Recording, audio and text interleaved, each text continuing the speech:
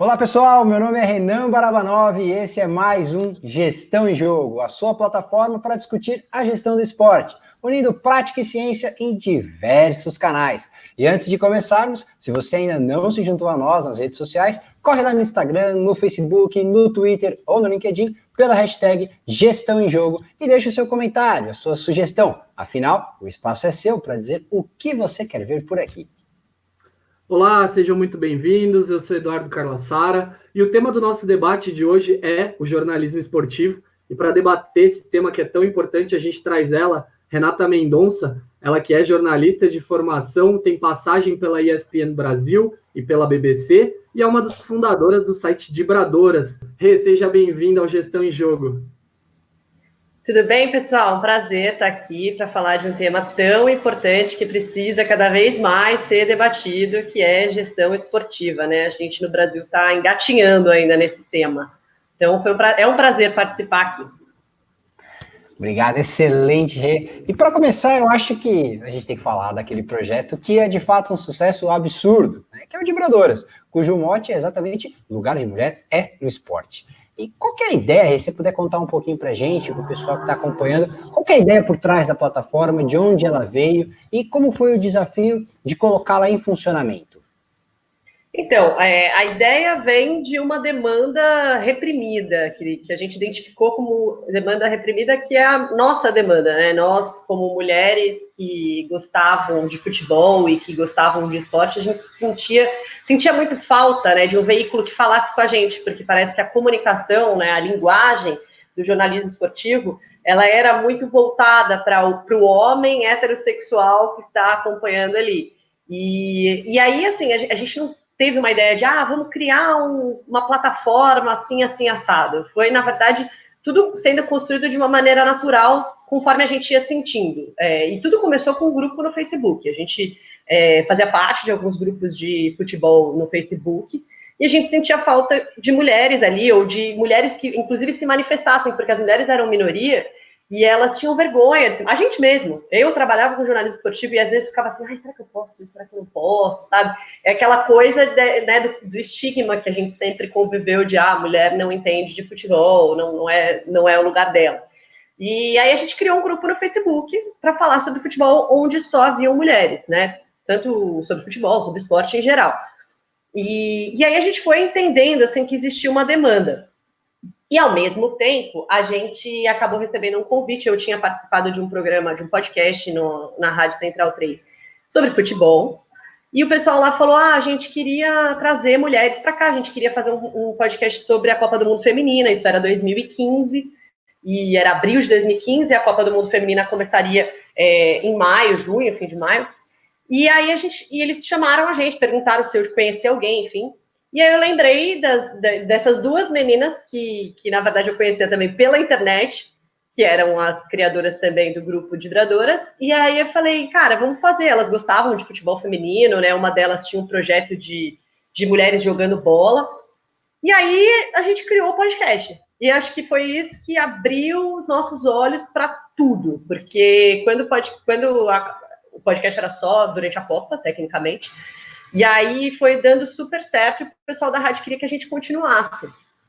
E aí a gente sentou no bar para conversar e falou assim, poxa, mas para a gente fazer um podcast semanal de futebol feminino naquela época, em 2015, era muito impossível, assim, porque nem a CBF atualizava o site dela com os resultados. Os jogos de brasileiro eram, tipo, quarta-feira, 3 da tarde. Não dava pra gente ir, a gente não ficava sabendo o que é. Então, o que a gente ia falar, sabe? Ninguém noticiava. Então, ia ser um podcast que a gente não ia ter muito o que falar.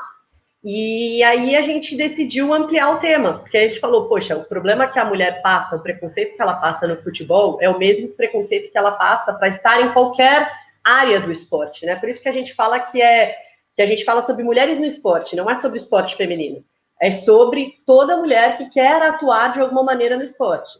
Então, seja como treinadora, seja como árbitra, seja como gestora, como presidente de um clube, como jornalista esportiva, como comentarista, enfim, qualquer área que a mulher queira atuar.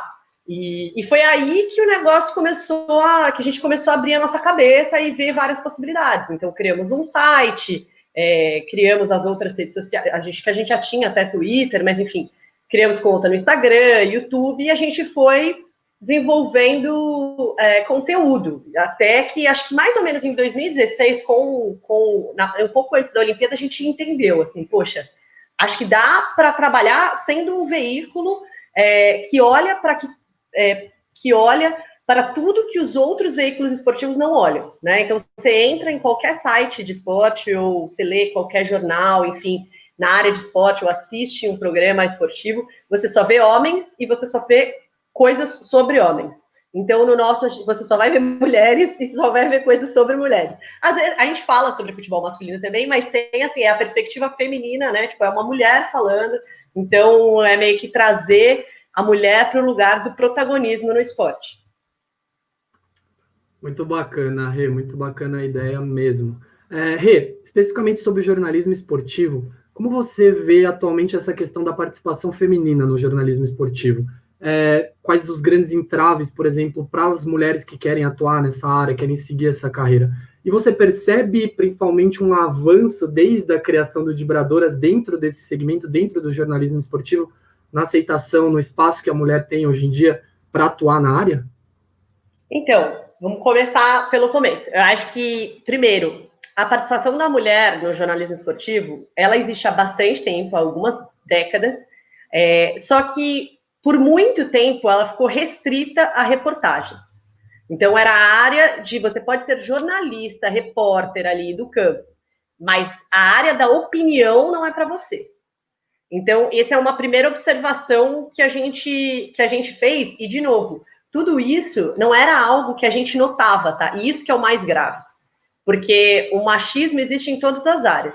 Mas no esporte, ele era tão aceito que você nunca se questionou. Você sempre assistiu todos os programas esportivos só com homens, você sempre assistiu as transmissões esportivas só com homens, e você nunca falou, nossa, será que não tem nenhuma mulher competente para estar aí? Não foi.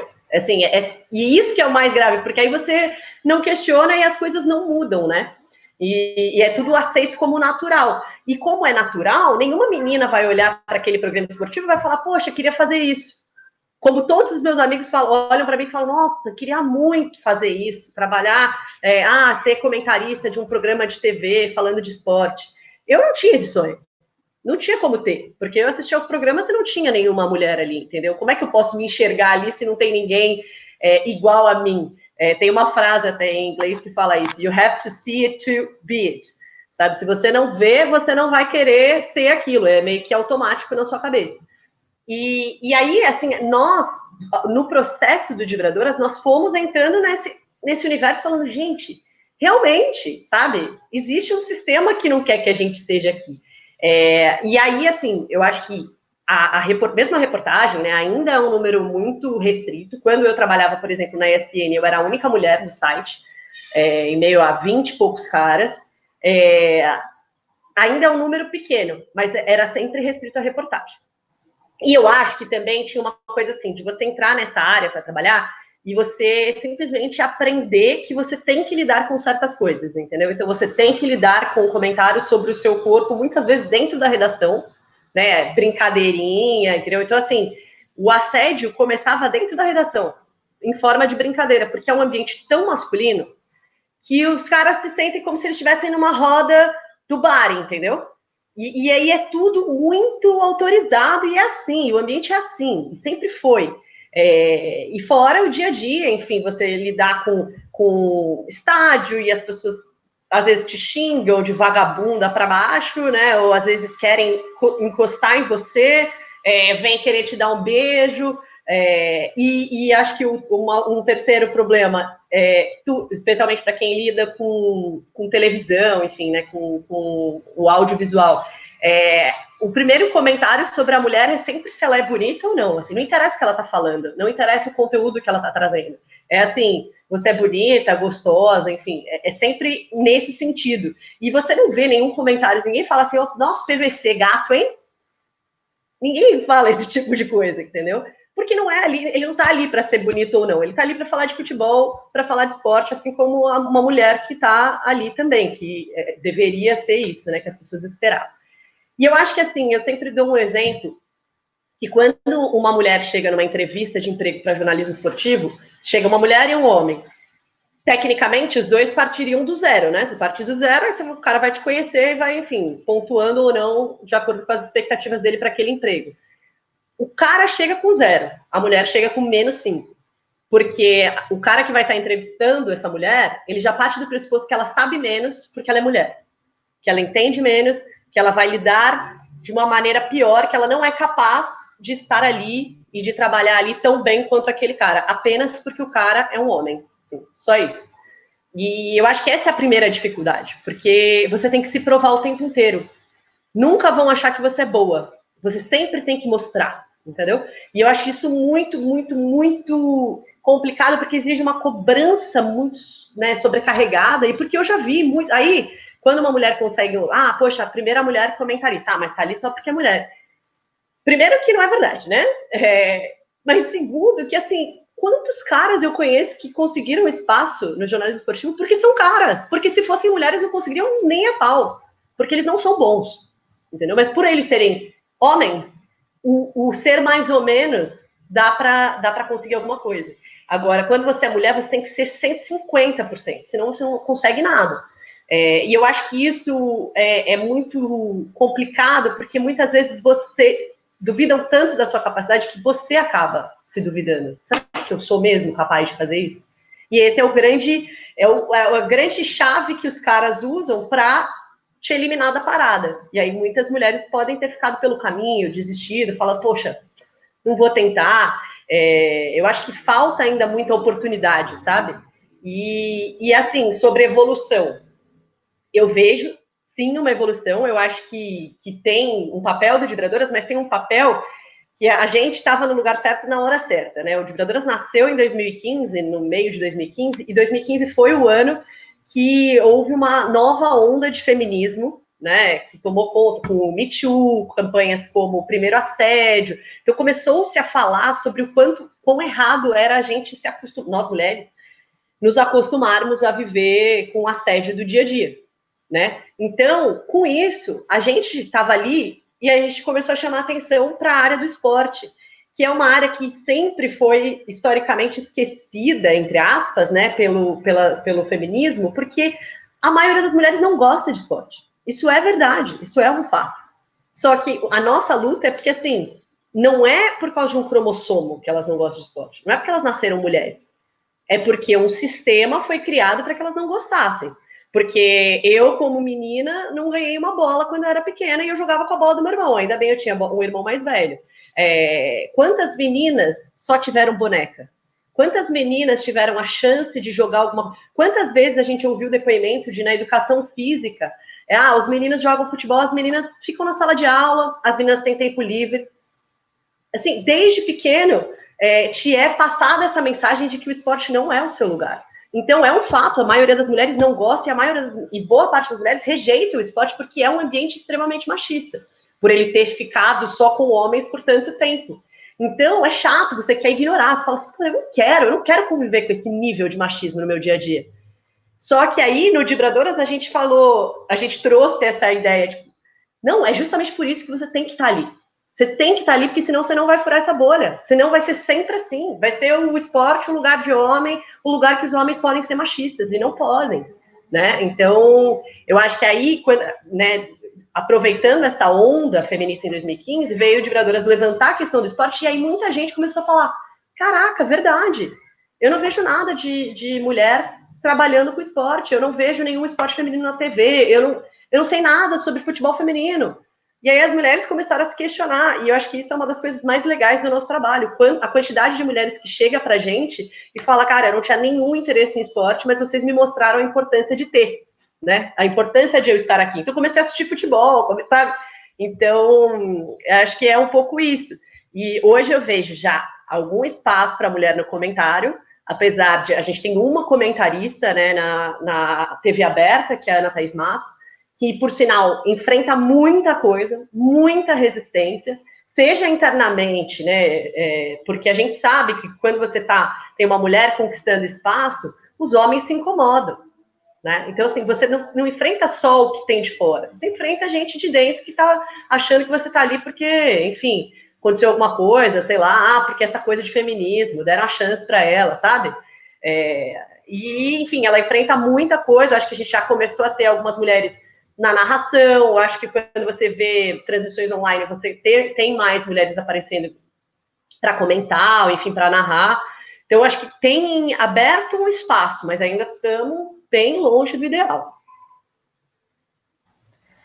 E você tocou num assunto extremamente importante, né, ao longo da sua resposta, que eu acho válido a gente até verificar a sua opinião. É muito estruturado isso que você mencionou, essa discussão é absurda, como às vezes a gente não tem a percepção do que está acontecendo e passa reto, assim, depois que e se a gente não escuta quem está dentro, né, fica até um pouco mais complicado. E aí, com relação você mencionou a questão do esporte, educação física, tudo, e com relação às atletas em si, né, saindo um pouco do jornalismo esportivo, que acaba sendo sua área de atuação, mas como vem sendo o avanço da participação feminina no que se refere às modalidades, né? Quais os esportes você percebe que avançam um pouquinho mais, quais estão em retrocesso com a participação feminina como atleta em si, né? E o cenário brasileiro, onde ele está em comparação com o cenário nacional na participação de atletas? Então, eu acho que assim, historicamente tem alguns esportes que são mais aceitos para mulheres praticarem, né? Então, vôlei, tênis, qualquer esporte que é individual, que não tem muito contato, né, ou individual, ou que não tenha contato, ele é considerado mais feminino. Tanto é que teve um decreto-lei, né, na década de 40, entre 41 e 79, que proibiu as mulheres de praticarem esportes que não fossem compatíveis com a sua natureza. E isso envolvia futebol, luta, esses esportes que haviam grande contato. Então, assim, é óbvio que existem alguns esportes que se a menina falar, eu na minha casa jogava tudo, porque eu tinha meu irmão mais velho, jogava futebol, nunca teve problema nenhum. Mas o meu esporte que eu mais pratiquei foi o vôlei, pratico até hoje.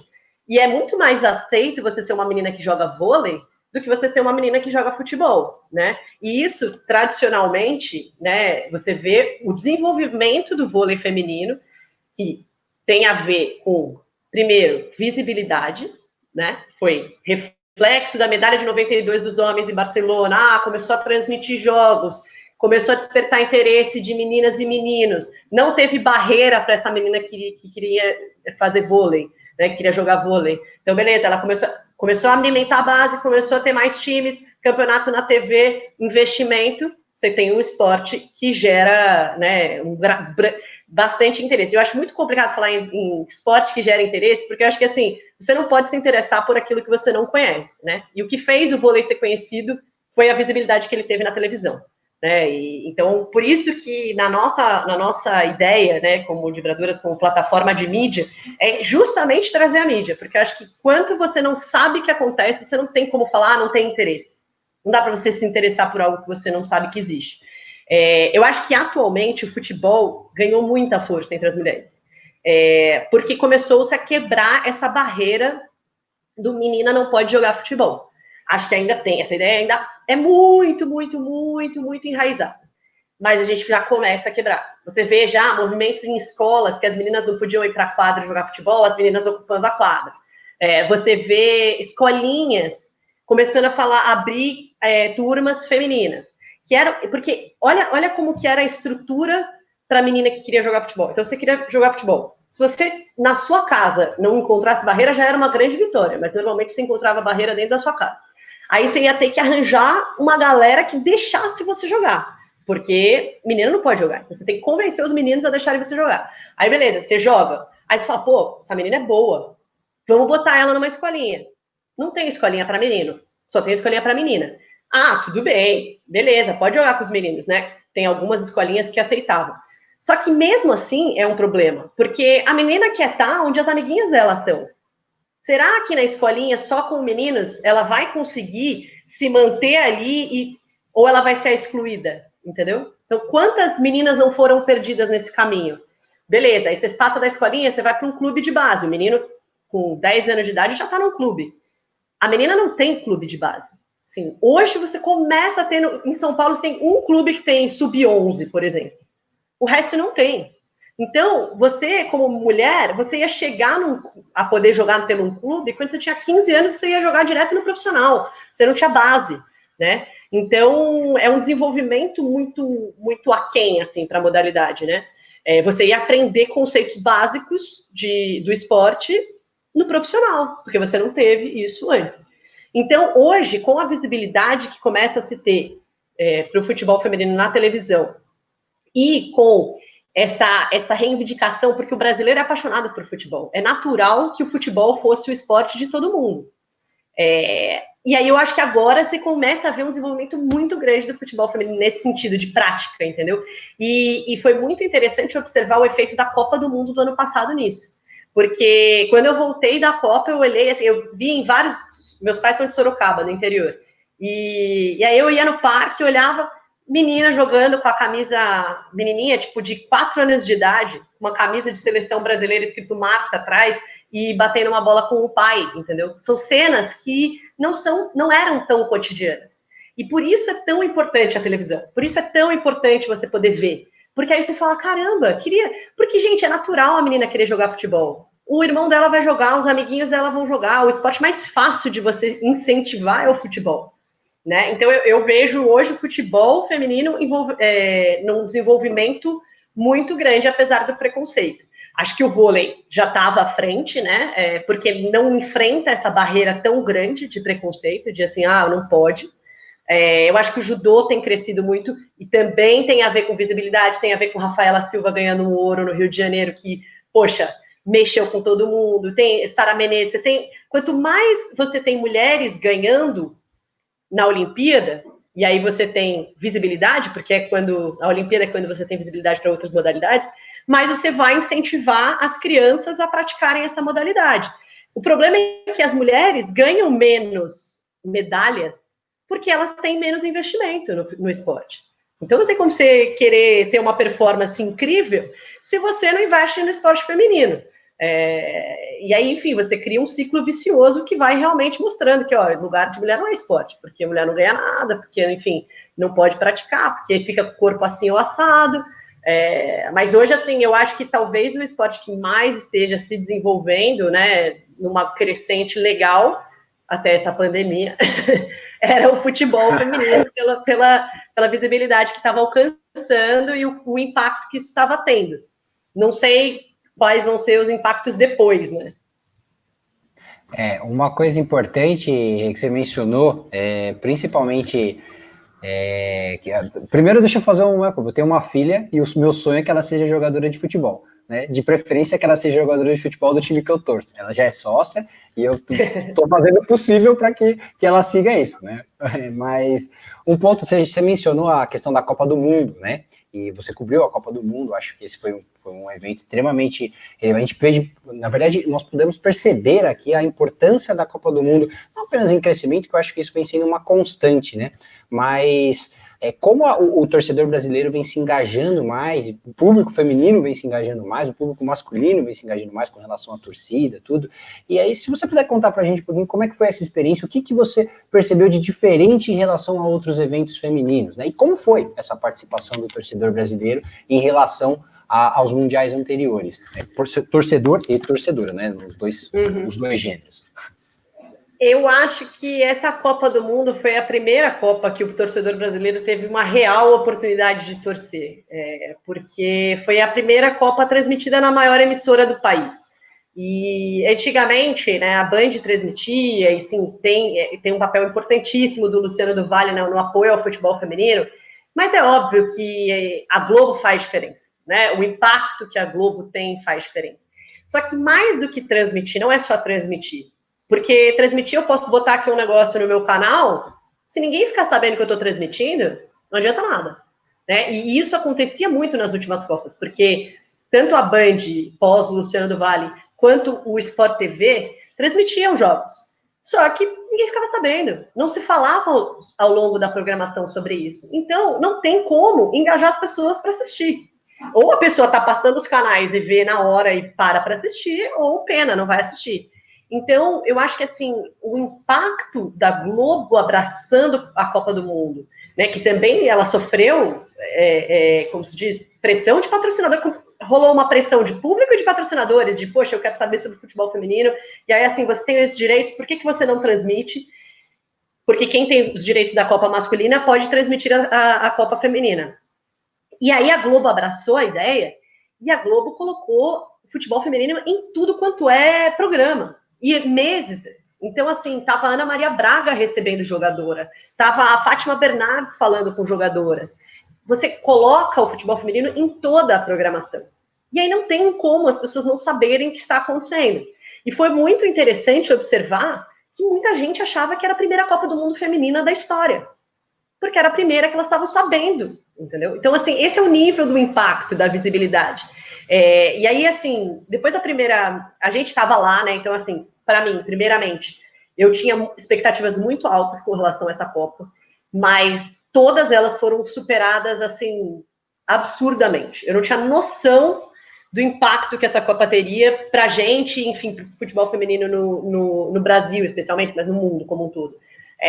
A gente planejou essa cobertura e a gente falou assim, a gente vai estar lá. Não sei se alguém vai querer bancar a gente, mas a gente comprou uma passagem no ano anterior, dividimos em 10 vezes e falamos, vamos, a gente vai dar um jeito de ir.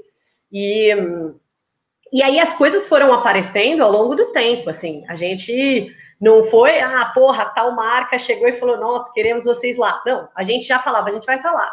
Aí fechava o projetinho aqui, o projetinho ali. No fim, foi super melhor do que a gente poderia planejar. Mas aí a gente planejou chegar lá para fazer a preparação da seleção. Então, uma semana a gente chegou, eu embarquei para a França dia 30 de maio, eu cheguei dia 31. E a Nina, que foi a minha companheira de cobertura, chegou já em Paris e ficou em Paris no dia 3 de junho, se eu não me engano. E eu fui para Portugal, eu cheguei em Paris, porque aí o que aconteceu? A seleção falou, a nossa preparação vai ser em Portugal. Eu falei, beleza, então vamos investir, vamos comprar o voo para Portugal e vamos para lá.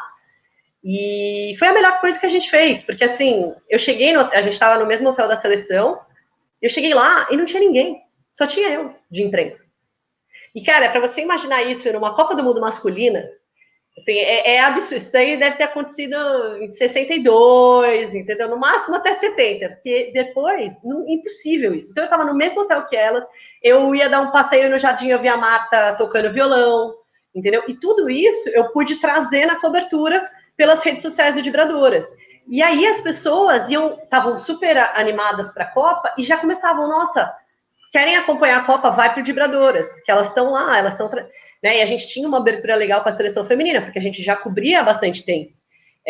Então, a gente conseguiu trazer um conteúdo muito legal ainda no pré-Copa, né? E aí, quando começou a Copa do Mundo, a gente também não imaginava que ia ser, já no primeiro jogo, um sucesso do nível que foi. Então, eu lembro que, assim, bateu um recorde de transmissão, milhões, acho que o primeiro jogo era uma coisa de 25 milhões de pessoas vendo, uma coisa assim, ou 20 milhões. E aí, assim, todo mundo, era um domingo, se eu não me engano, o primeiro jogo, que era dia 9 de junho. E, cara, todo mundo parado para assistir. E eu lembro que eu comecei a saber, da galera que estava no Brasil, todo mundo, ligou a TV e não sei o quê. E aí, o jogo que foi no meio da semana... Até meu namorado falou assim, nossa, botaram na TV aqui, todo mundo parou para assistir no trabalho, que é uma coisa, cara, que só acontece na Copa Masculina. Eu falei, gente, tá acontecendo, sabe?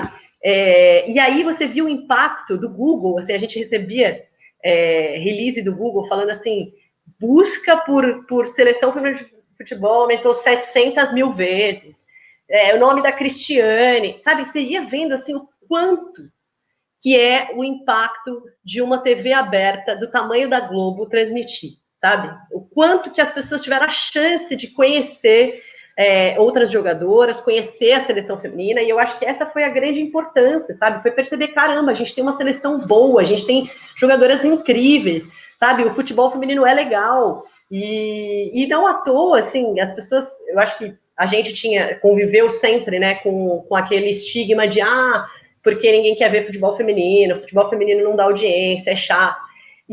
E a Copa do Mundo do ano passado tirou tudo isso, fez todos esses argumentos caírem por terra, porque o Brasil bateu recorde de audiência mundial na Copa do Mundo. Inclusive, tinha mais gente vendo a final, que não tinha Brasil em campo, tinha mais gente no Brasil vendo do que nos Estados Unidos, que foram campeões.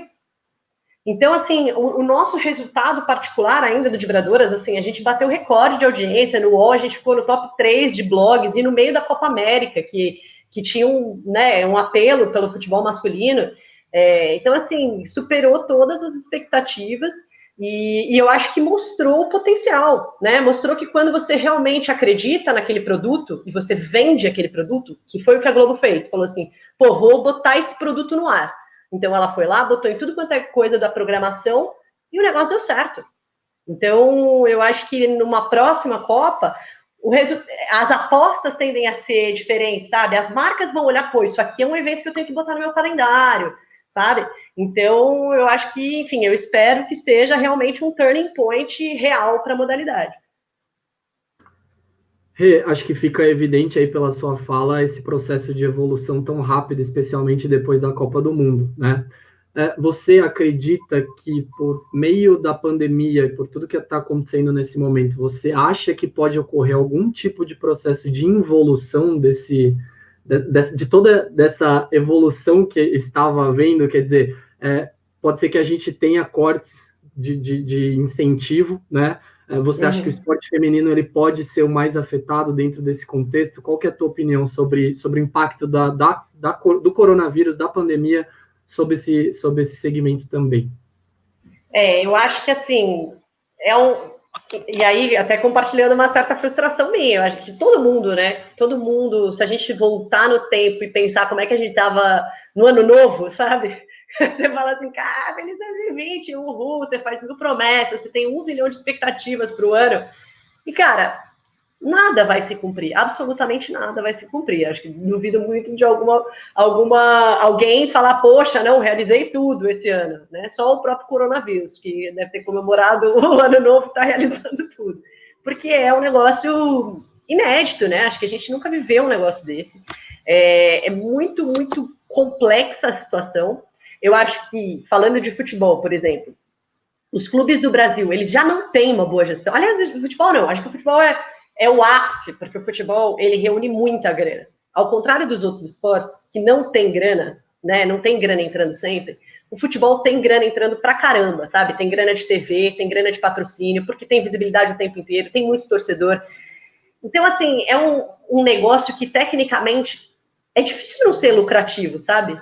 Tipo, tem um livro chamado Soccernomics que fala, tem um exemplo, né, ao longo do livro, que ele fala assim, poxa, quando você compra uma geladeira e a geladeira pifa, você nunca mais vai comprar a marca daquela geladeira. Agora, você torce para um time e o seu time cai para a segunda, para a terceira, para a quarta divisão, você vai continuar comprando a camiseta desse time, você vai continuar indo ao jogo desse time, você vai continuar consumindo esse time. Então, você não perde clientes, sabe? Tecnicamente, você deveria ser fácil, entre aspas, ganhar dinheiro. E a gente vê uma gestão aqui de clubes, dos clubes grandes, já muito ruim, muito deficitária. É óbvio que uma crise como essa afetou qualquer negócio.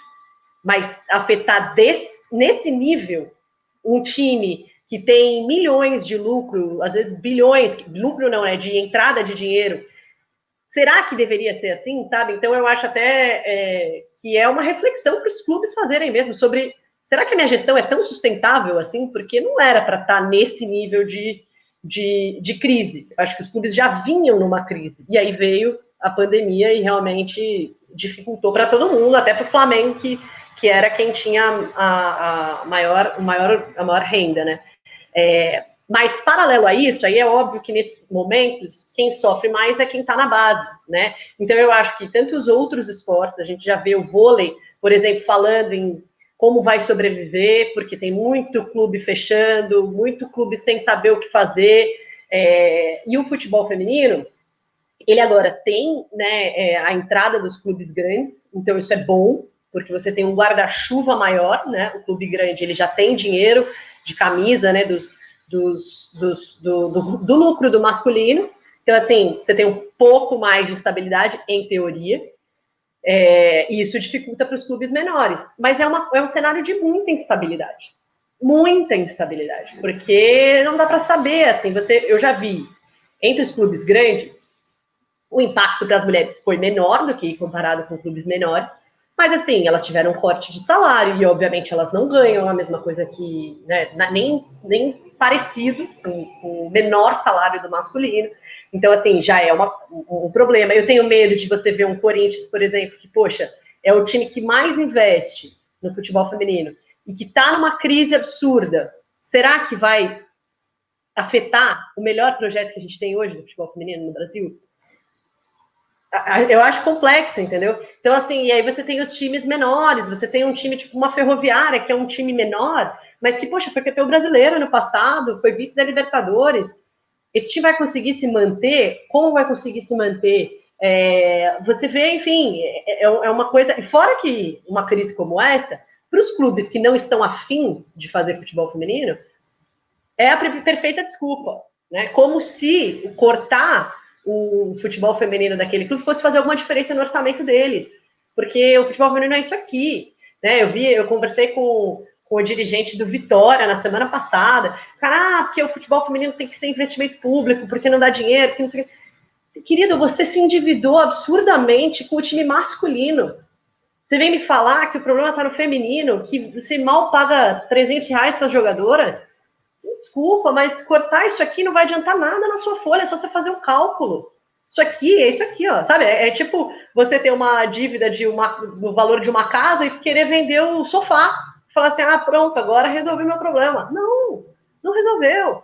Então, eu tenho um pouco de medo sobre o que vai acontecer, mas eu acho que, assim, por um lado, a gente tem uma questão positiva aí, né, de ter tido Copa no ano passado e ter tido essa repercussão toda, que gera mais cobrança em cima dos clubes.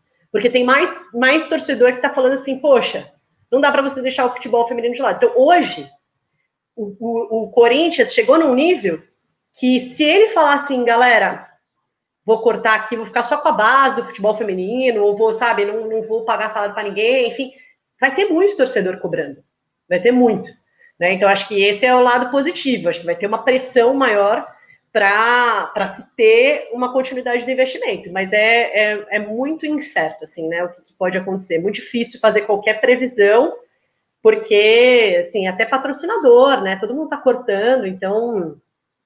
Agora, tem uma coisa que a Aline Pellegrino, que é ex-jogadora, ex-capitã da seleção e coordenadora a diretora da Federação Paulista, falou, que eu achei... Ela sempre traz um lado otimista das coisas que eu gosto. E ela falou assim, cara, o futebol feminino nunca teve nada. Ele não está acostumado a ter recurso. Ele nunca teve recurso. Então, ele sabe lidar melhor num momento sem recurso do que um futebol masculino que sempre teve recurso. Então, talvez, sabe, eu não acho que vai afetar, porque assim, já teve tanta coisa na história das mulheres no futebol que não afetou, que elas continuaram, sabe, teve proibição por lei, teve preconceito pra caramba, e nada disso impediu elas de continuarem jogando. Então, assim, por maior que seja o impacto, se tem uma certeza que eu tenho é que as mulheres vão continuar jogando e vão continuar buscando seu espaço. Que bacana.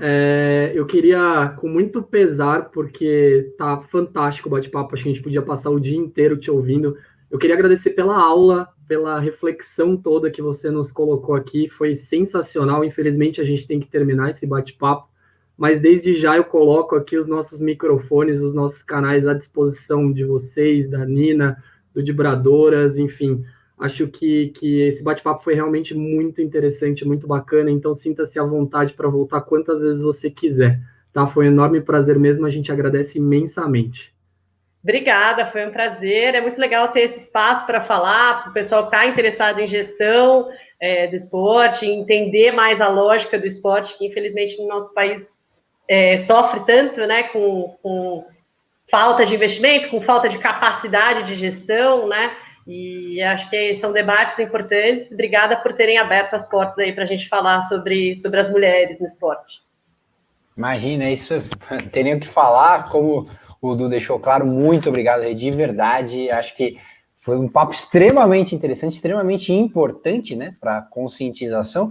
Deixando o importante falar também, né, o Gestão em Jogo, além de deixar as portas abertas, está buscando o máximo possível trazer essa visão, esse lado da conscientização também para os bate-papos com os nossos convidados. Por enquanto a gente está até equilibrado, viu? Nós tivemos 4 mulheres e 4 homens até agora como convidados. Então, estamos seguindo bem nessa linha. E vale lembrar que essa plataforma também é de vocês, que estão assistindo a convidada de hoje no Gestão em Jogo. Então, curta, compartilhe, deixe seus comentários, envie suas sugestões, o que você quer ver aqui na Gestão em Jogo. Aproveite também para, além de curtir as nossas redes sociais, se inscrever no nosso canal, porque aí você fica sempre por dentro de tudo aquilo, de todas as informações, todo o conteúdo novo. Nós estamos com vários programas específicos e com vários conteúdos preparados especialmente para vocês acerca do mundo da gestão do esporte. Lá nós vamos trazer notícias, dados, informações, tudo aquilo que está rolando por aí. É o Gestão em Jogo. Um grande abraço!